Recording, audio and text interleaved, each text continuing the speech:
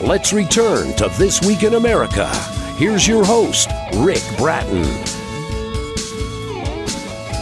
Welcome back, everybody. Coast to Coast, This Week in America. The political fiction Not One More was written shortly after the Covenant School shooting in Nashville last March. It's described by the author Dennis D. McClain King as the primal scream of millions of Americans repulsed by the frequency of mass shootings. This novella explores the heartache of loss, the journey to healing, and the moral struggle to overcome a primal and deadly impulse for retribution. The day that Coach Daniel Kane had to identify the gruesome remains of his 8-year-old granddaughter, he became radicalized.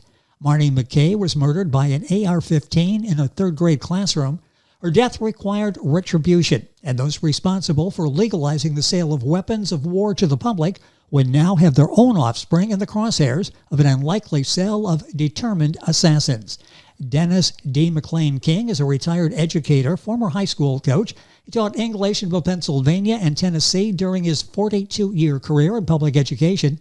He spent 32 years in Nashville trying to write the perfect country song. To this day, he claims to be Nashville's most unsung songwriter, literally. Not One More, an American Primal Scream, is being called a beautifully written, compelling novel with an important and necessary message. And author Dennis D. McClain King is our guest on This Week in America. Dennis, welcome to the program. A pleasure to have you with us. Thank you very much. Glad to be here. This is such an important job that you've done in writing this book, an important work of art that really has us thinking while being caught up in the story. The back cover, you say you were motivated by the Covenant School shooting in Nashville. Why did that particular tragedy motivate you to write this book? Why did that resonate so much with you? Well, all of the school shootings over the last couple of decades, affect me, more and more. But yes, Nashville was my home for 32 years. My 4 children grew up as Nashvillians. I knew people whose children attended the Covenant School. I've driven by the entrance dozens of times, if not hundreds of times. And I was a teacher at a public school about 6 miles, from the Covenant School. This one was too close to home, and I just had to respond. The book is written in first person by a high school football coach, history teacher named Daniel Kane. How closely do you identify with this teacher coach since you spent 42 years as a public school educator and you have that close connection with Covenant School? Well, to be honest, the main character is thinly veiled. Okay. Coach Daniel Kane was a history teacher and football coach. Coach Dennis King, myself, was an English teacher and basketball coach. Now, he had one daughter and 2 grandchildren. I have 4 children and 9 grandchildren. So, to be honest, I was able to draw a lot from my teaching and coaching experience. And as writers, you write what you know, and I knew that profession very well.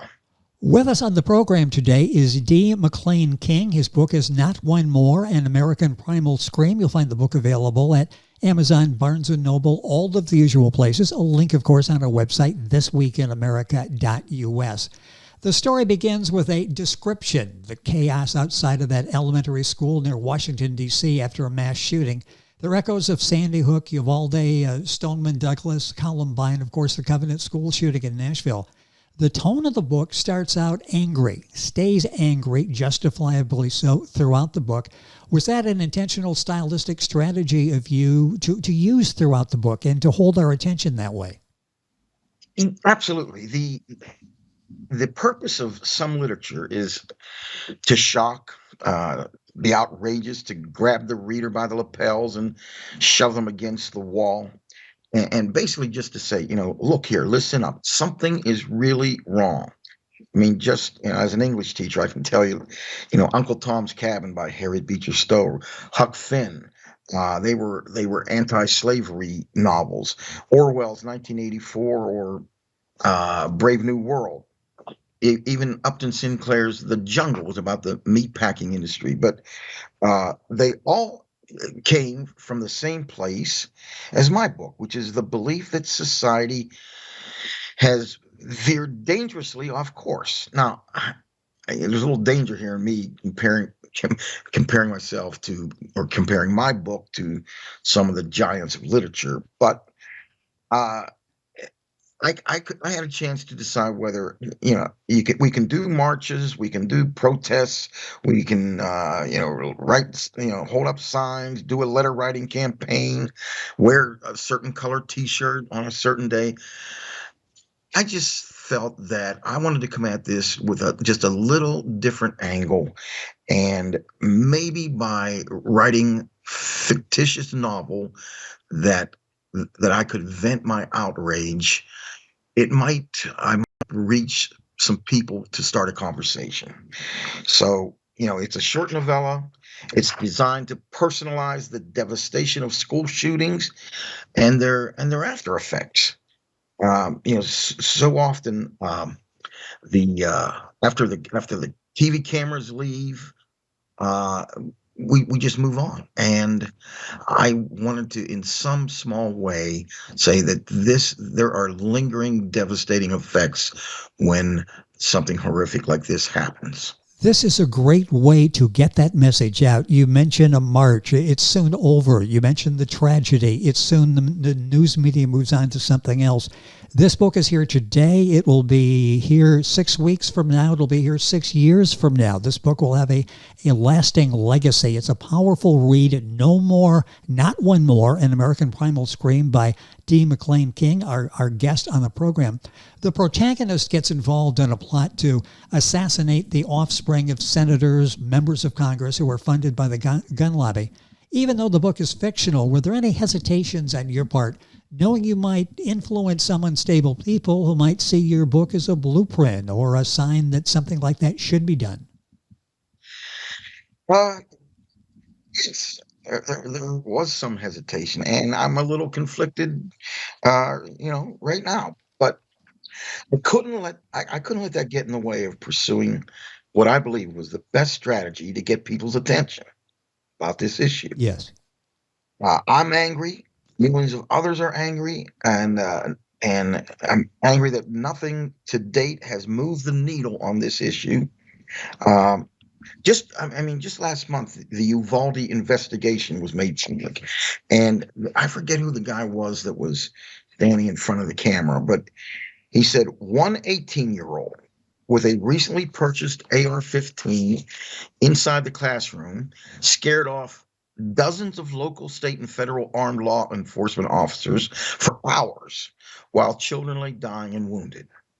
Now, he went on to say, if the mandatory age had been at least 21 to purchase that weapon, all of those kids would still be alive because that kid could not have been able to purchase it. So just that small change in a federal law or a federal amendment, however many there was, 23 Uvalde elementary school kids, they'd be getting ready for Easter next month, but not now. That's shocking. And you touch on that in so much in the book, Not One More, an American Primal Scream by D. McClain King. The book is available at Amazon, Barnes & Noble, wherever books are sold. A link on our website, thisweekinamerica.us. In the story, you plant several potential gun situations where a shooting could likely occur. The confrontation at IHOP, middle school drama production, for example, a professional basketball game at the Capitol Center Arena in Washington, D.C. There's an open carry scene inside of McDonald's. It seems you were intentionally placing height awareness on the public vulnerability to get us thinking about these places. Was that the intent in writing about those? Absolutely. The narrator in the book, the main character, Coach Daniel Kane, he says that we've grown so indifferent to these tragedies in our culture. He says, I don't know what chapter it is, but he says, I feel betrayed by a country that has slid into a willing numbness to gun atrocities, that watches a fellow gazelle mauled by a lion, then returns in seconds to eating the sweet savanna grass. So the comparison there was, that there's all this chaos and people, all an excited herd of gazelles, but once the kill's been made, they just go back to their normal routine of, munching this savanna grass. And I thought that was an appropriate analogy to what happens in our country. It has become so commonplace. It just like, I mean, if you go back to Columbine, or even, if nothing was done after Sandy Hook, when those elementary school kids were slaughtered, I'm not sure how much more shocking of an event will move the needle. That was shocking and still is shocking. And you had those that say now is not the time. And you think, well, okay, when exactly is the time? And let me ask you that. When is the time? It's fresh in our memories. And we know from past history that, within 6 weeks, it's going to be gone from the front of our mind, right, at least. When is the time to bring this up? If you try to do it after the event, you have people say it's too early. Right. Exactly. And then they just move on to other business. Yes. I think, it's beyond my full understanding of why decent people in Congress on both sides of the aisle would not make this a priority. So we can only assume that there is something there's something compelling that is keeping them from doing it. I don't know if it's lobbyists or money or whatever it is, but as far as I'm concerned, it's beyond my understanding. With us on the program is D. McClain King, author of Not One More and American Primal Scream. Some of the pathos of the book revolves around the sibling connection between Marnie and little Danny. You use the term forgotten mourners in your book. Explain that. That's a powerful term, isn't it? Yeah. In my research for it, and I talked to some parents who have lost children, not necessarily through gun violence, but when a child is lost, sometimes we kind of ignore how a young sibling is able to process it. We think that kids are resilient and they're moving on, and they will get through this.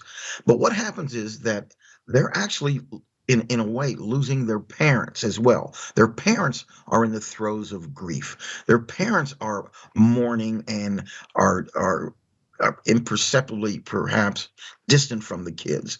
We've got to be very vigilant about how the younger siblings, or the siblings period, are processing and getting through the same grief, because their parents aren't functioning as full parents when tragedy hits this way. A very important point brought out in the book, Not One More, by the author D. McClain King, our guest on the program.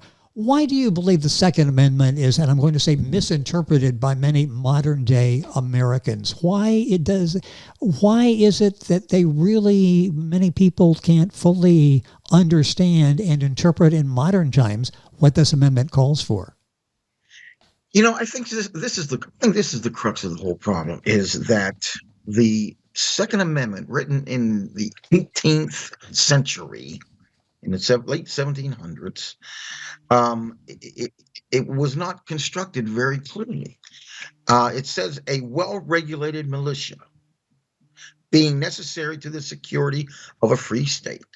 So it starts off with the primary phrase, a well-regulated militia being necessary to the security of a free state. The right of the people to keep and bear arms shall not be infringed.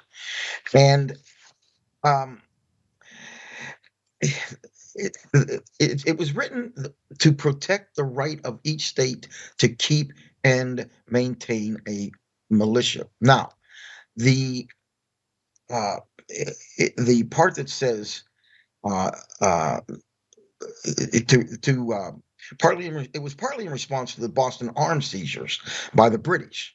And that's the part about keep, but more specifically to appease the southern states who wanted to maintain their state militias. I mean, there was a new federal government. There was going to perhaps be a federal army, but they wanted to make sure they could keep their state militias. So the word keep references the British gun seizures. Bear arms references bearing arms as a state militia. Uh, and I think if the founding fathers came back today, I think they'd be horrified at how their words have been twisted. I mean, there are over 400 million guns currently in America that Americans are in possession of, and 20 million AR-15s. These are not the muskets and the blunderbusses of the 18th century, Yes. where you can the muzzle loading and you have to prime it and pump the stuff in. These are modern weapons of war the founding fathers could never have envisioned. And so I don't know. I don't know if there has to be a rewritten Second Amendment, or that the Supreme Court has tried to clarify it, but I think they ignore that first clause of well-regulated militia. It's a very controversial. That's where the controversy comes in. Well, I guess different people can get different interpretations, but just in I would think, and I'm limb here, but common sense would dictate, as you mentioned, this is a time of muskets and bayonets. We've advanced on that now. And in fact, you mentioned the AR-15. Why is that such a popular weapon in the civilian population? Well, the AR-15, it's become the most. This is another quote from the book. The AR-15s have become the most popular hunting rifle in the United States, designed specifically to thin the herd of fellow Americans. As part of my research, I actually went to a shooting range and received some hands-on training with an AR-15. Believe me, this is a battlefield weapon of destruction. Now, personally, this urge to possess such a lethal weapon, I think it's really psychologically complex. I mean, and this is just me speaking, and I'm not a psychologist, but I think it involves ego, fantasy, and paranoia, and there are a lot of deep state conspiracy theories that at some point the government might come to take our guns, take our children, take Yes. our property, and that we as an armed citizenry have to be able to defend ourselves against a tyrannical government. And Rick, I'll tell you, we may have reached the tipping point here where people think that since so many people have these weapons, that I better get one myself. And I hope we're not there, but I think we're dangerously close. Well, a lot to think about in the book, Not One More, an American Primal Scream by D. McClain King, our guest on the program. You mentioned the 28th Amendment in Operation Poach Manifesto. Is there actually a movement to introduce this legislation in Congress? Yeah, well, it's not in Congress yet, but there are a handful of blue state governors that believe that an amendment to the Constitution stipulating, just a few common sense precepts, like one, raising the minimum age to buy, which we talked about earlier. Yes. Mandating universal background checks. I mean, there could be histories of instability, or mental instability, or being felons. The third one is a 3-day waiting period for purchases, and sometimes people are in an emotional state and want to rush out and get a gun to solve their beef, but a 3-day waiting period, they might reconsider, cool off, or what have you. And I personally agree with the fourth one, banning the sale of assault rifles to the public. Believe me, owning a gun is fine. You want to hunt, you want to target practice, you want to defend your own home in case there's an invasion. That, to me, that's fine. But to use a weapon of war, to own it and walk around with it, I think needs to be legislated against. Couple minutes left in the program. Let's talk, sort of wrap it up with the major themes of this novel, Not One More and American Primal Scream. What are some of the major themes that you want people to discuss, and what do you hope the takeaway is when people finish reading this? Yeah, well, we've talked about many of them right now, but I think personalizing the emotional damage to the immediate families of a mass shooting. That was probably my first motivation. Examining the slow return to a semblance of healing, and that long process was the second one. We talked about examining the Second Amendment and how I think it's been twisted, misinterpreted. I wanted to highlight the ease of purchasing an AR-15 and how glutted the country is with this weapon. But probably, I think that the most compelling theme of the book is, can a good and decent man rationalize betrayal of his basic convictions? I'm talking about the main character, the coach. I mean, you couldn't get a more vanilla, mainstream, law-abiding, tax-paying American than a retired school teacher on a pension who is so frustrated and angry that he even entertains such a drastic response. Yes. And it is that's where we've gotten, and the book is primarily dealing with that man's journey into retribution. When we get caught up in the emotions of the situation as we read it, Not One More, we see how easy it could be to cross that line from normal, peaceful citizen to wanting retribution. I'm going to take a minute or so here at the end. Talk about the law of the jungle, the power of retribution. It's powerful when you're in that situation and facing those emotions, isn't it? It is, and it becomes an existential struggle to determine whether he is he can proceed in that direction. And but when something that dramatic happens, when he's the one that has to identify the body, and this beautiful, precious little granddaughter of his has been destroyed in such a vile way, it is it's quite a journey for the coach. How emotional was it for you to write this story with so many parallels to your life and your background?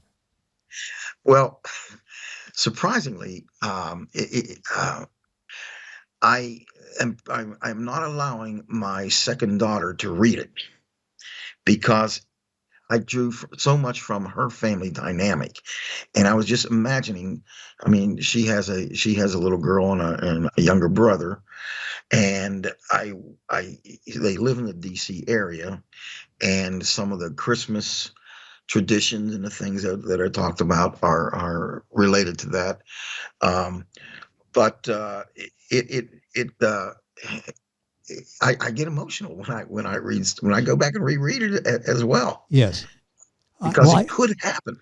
And she told me one time that that I think about it every day, about the kids have these active shooter drills at school, and it just haunts me as well.